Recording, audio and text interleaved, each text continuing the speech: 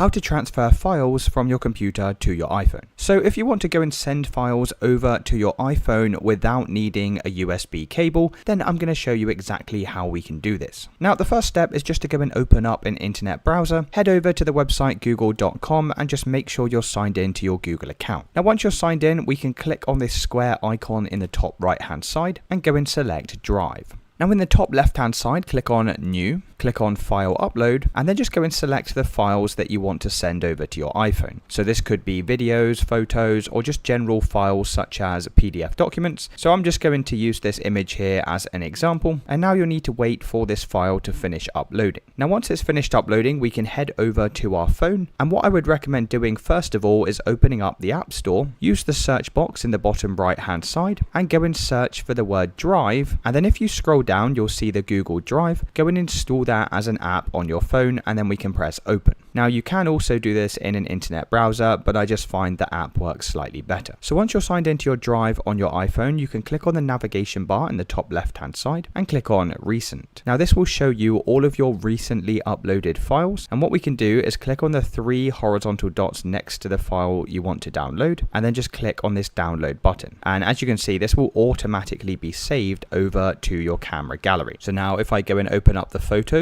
you can see right at the bottom here is the image that we just downloaded. And if it's a file that you've downloaded and transferred across, then you'll just need to open up Files and it will automatically be saved to your iPhone. Let me know in the comments if you did find this video helpful, and I'll see you in the next one.